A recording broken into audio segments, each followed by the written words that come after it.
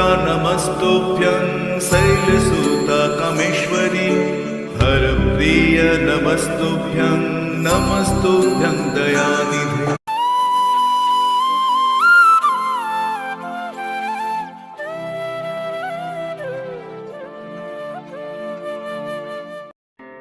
সকলকে নমস্কার। গুয়াহাটি সিরিজের আরও একটি নতুন ভিডিওতে আপনাদের সকলকে স্বাগত। আজ এই ভিডিওতে আমরা 51 শক্তিপীঠের অন্যতম শক্তিপীঠ গুয়াহাটির নীলাচল পাহাড়ে অবস্থিত কামাখ্যা মায়ের মন্দিরটি আপনাদের দর্শন করাবো। তার সাথে জেনে নেব এই স্থানের পৌরাণিক কাহিনীটি।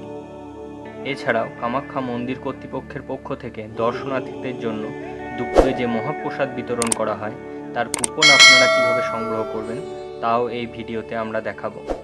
ভিডিওটি সম্পূর্ণ দেখার অনুরোধ রইল, আশা করি আপনাদের ভালো লাগবে। কামাখ্যা মন্দির দর্শন করার জন্য ভোর ভোর একটি অটো ভাড়া করে আমরা রওনা দিলাম কামাখ্যা মন্দিরের উদ্দেশ্যে। গুয়াহাটি এসে আমরা আছি ভারত সেবাশ্রম সংঘে। ভারত সেবাশ্রম থেকে কামাখ্যা মন্দিরের দূরত্ব প্রায় 10 কিলোমিটার। তার জন্য আমাদের অটোয় ভাড়া পড়েছিল 300 টাকা। এছাড়াও কামাখ্যা মন্দির আসার জন্য পল্টন বাজার থেকে আপনারা বাসও পেয়ে যাবেন।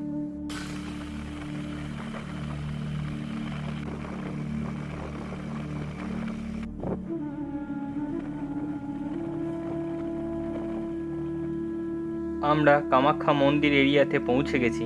এখন আমাদের দর্শনের জন্য কুপন সংগ্রহ করতে হবে। বহু মানুষ কুপন সংগ্রহ করার জন্য ভোর ভোর লাইনে এসে দাঁড়িয়ে আছে। এই হচ্ছে কামাখ্যা মন্দিরের কুপন কাউন্টার। এখান থেকেই আমরা দর্শনের কুপন সংগ্রহ করব।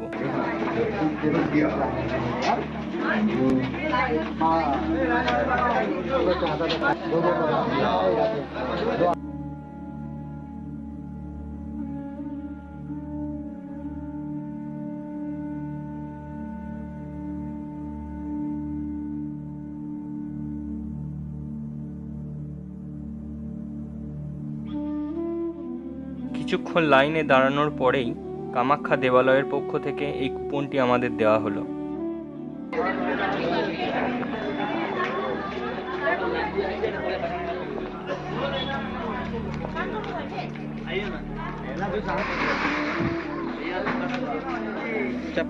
কুপন সংগ্রহ করার পর আমরা এখন মন্দির প্রাঙ্গণে যাচ্ছি।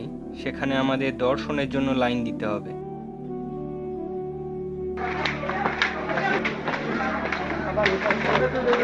পথে যেতে যেতে এই তান্ত্রিক বাবার দর্শন আমরা পেলাম।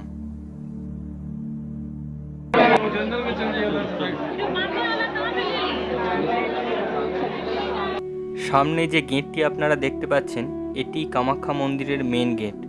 আর যে লাইনটি আপনারা দেখতে পাচ্ছেন এটি 500 টাকার ভিআইপি লাইন। মেন গেট থেকে ডান দিকে একটি রাস্তা চলে গেছে যেটি সাধারণ দর্শনার্থীদের জন্য। সেখানে গিয়ে আমরা লাইন দেব।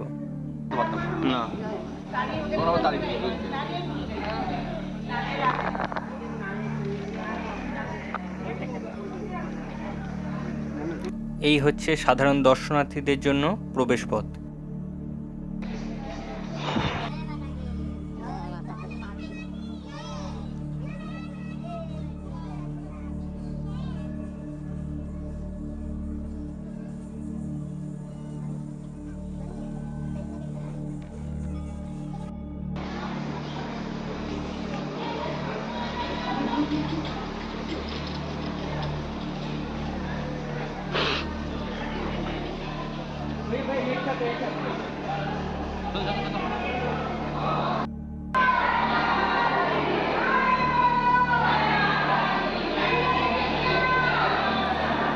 যে খাঁচা ঘেরা জায়গাটি আপনারা দেখতে পাচ্ছেন এখানেই দর্শনার্থীদের লাইন দিতে হয়।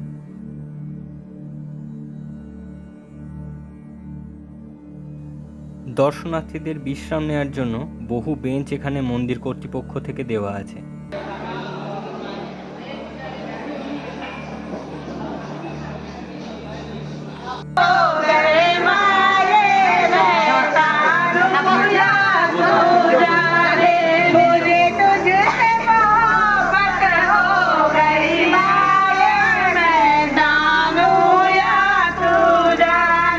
কিছুক্ষণের মধ্যেই ফাঁকা বেঞ্চগুলি দর্শনার্থীতে পূর্ণ হয়ে গেল।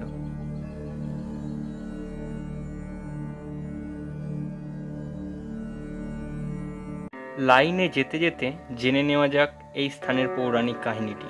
কামাখ্যা মন্দির 51 শক্তিপীঠের অন্যতম শক্তিপীঠ এই কামাখ্যা মন্দির। কথিত আছে এই স্থানে দেবী সতীর যোনি পড়েছিল। দেবী সতী ছিলেন প্রজাপতি দক্ষের কন্যা এবং দেবাদিদেব মহাদেবের পত্নী। প্রজাপতি দক্ষ দেবাদিদেব মহাদেব এবং দেবী সতীর বিবাহে একেবারেই সন্তুষ্ট ছিলেন না। প্রজাপতি দক্ষ যখন নিজের রাজ্যে বিশাল এক যজ্ঞের আয়োজন করলেন, তখন তিনি দেবাদিদেব মহাদেব ও দেবী সতী ব্যতীত ব্রহ্মাণ্ডের সকল দেবদেবীদের এই যজ্ঞে নিমন্ত্রণ করেছিলেন।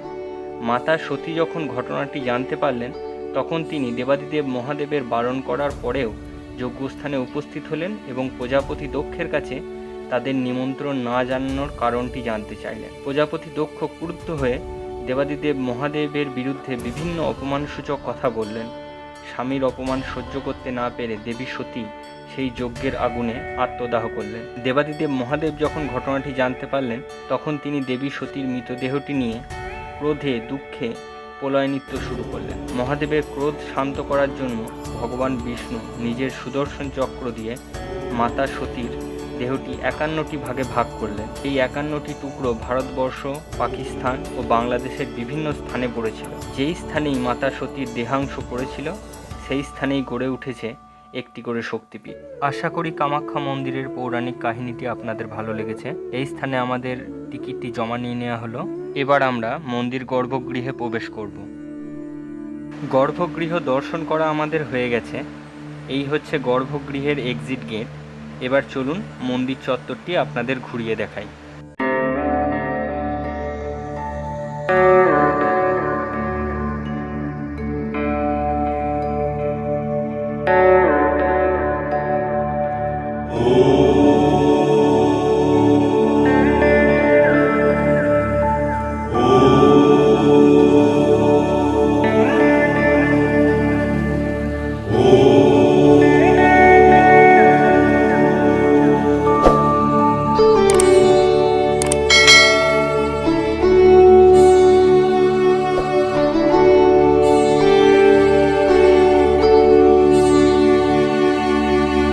कामाख्या नमस्तुभ्यं शैलसुता कामेश्वरी हरप्रिय नमस्तुभ्यं नमस्तुभ्यं दयानिधे भुवनेश्वरि भवतारिणी मङ्गलमोक्षप्रदायिनी कामनसिद्ध कामेश्वरी शक्तिशैलसमन्विता।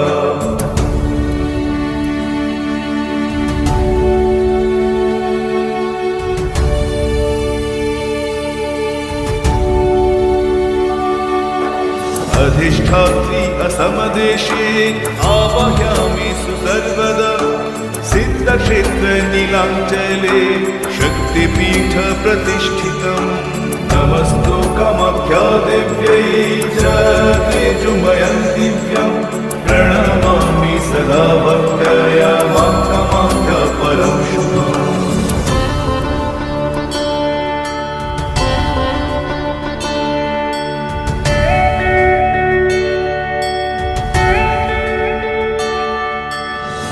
भगवती भगेश्वरी योनिमुद्रा महोदरी शरण्ये शक्तिरूपाय देवी कल्याणि नमस्तुते त्वम् अद्यादेवी कामाख्या रूपिण जगन्मातृका तच्चरणारविन्द सर्वभूतानां समर्पयामि कामाख्ये वरदे देवी नीलपर्वतवासिनी देवी जगन्मात योनिमुद्रे नमस्तुते।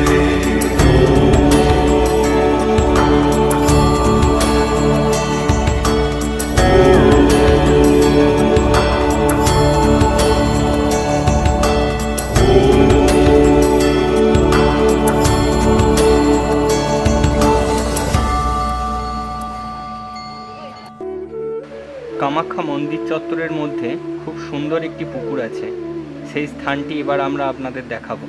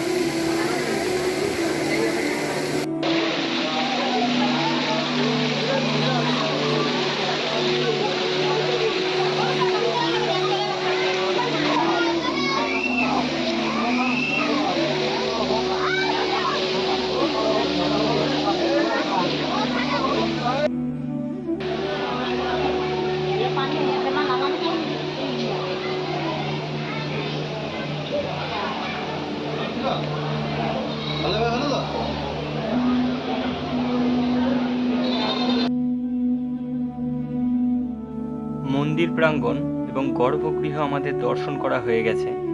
এই হচ্ছে মন্দিরের এক্সিট গেট।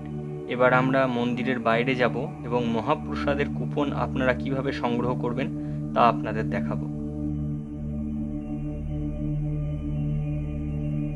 মন্দিরের মেন গেটের সামনে আপনারা বিভিন্ন ধরনের ছোট বড় দোকান পেয়ে যাবেন পূজা সামগ্রী কেনার জন্য।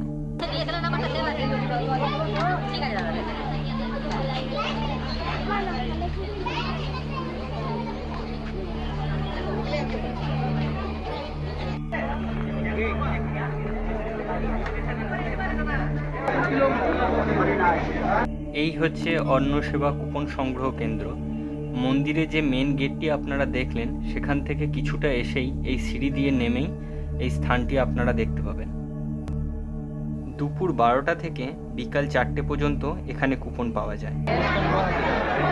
কুপন বিতরণী শুরু হয়ে গেছে। কিছুক্ষণের মধ্যেই আমরা মহাপ্রসাদের কুপন পেয়ে যাব।